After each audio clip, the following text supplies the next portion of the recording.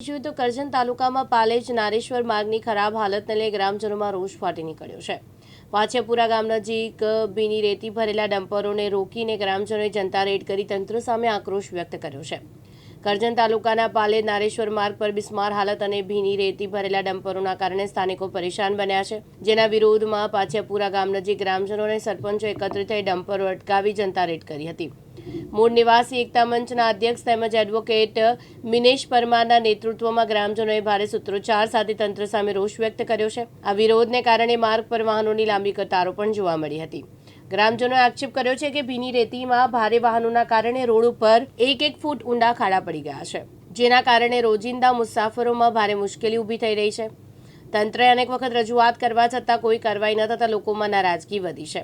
સાથે તંત્ર પર રાજકીય દબાણ હોવાના ગંભીર આક્ષેપો પણ કરવામાં આવ્યા છે। હાલ ગ્રામજનો દ્વારા માર્ગ સુધારણા અને ગેરકાયદેસર રેતી વહન સામે કડક કાર્યવાહી કરવાની માંગ ઉઠાવવામાં આવી છે। આજરોજ જનતા રેડના માધ્યમે પાછેપુરા ગામે ભેગા થયા હતા। પાછેપુરા ગામના સરપંચ, ડેપ્યુટી સરપંચ, ગામના આગેવાનો તથા આજુબાજુ ગામના સરપંચો આગેવાનોના માધ્યમથી જાહેર જનતાના હિતમાં જનતા રેડ કરવામાં આવી હતી। કારણ કે દિન પ્રતિદિન માં નર્મદા મેળા પર ચીરહરણ થઈ રહ્યું છે। દિન પ્રતિદિન ભીની રેતીના કારણે પાલેજ નારેશ્વર રોડ બિસ્માર બન્યો છે। 1-1 ફૂટ જેટલા ઊંડા ખાડા પડી ગયા છે।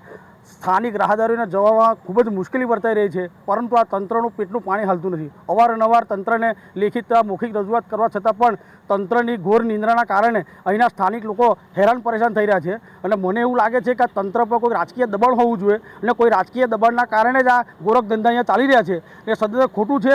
નામદાર સુપ્રીમ કોર્ટનું પણ જજમેન્ટ છે કે ભીની રેતીનું ખનન ના થવું જોઈએ। આ ભીની રેતીના ખનનના કારણે રસ્તો અવારનવાર તૂટી જાય છે। સરકારને લગભગ છેલ્લા 3 વર્ષમાં 50 કરોડ રૂપિયાનું નુકસાન ગયું છે, તેમ છતાં પણ સરકાર આ બાબતે ઘોર નિંદ્રામાં સૂતી છે। અહીંના રાજકીય ચૂંટાયેલી પાંખ પણ આ બાબતે બોલવા તૈયાર નથી।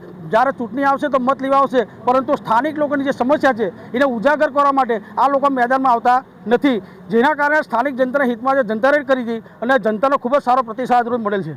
મનોજ દરજી, દિવ્યાંગ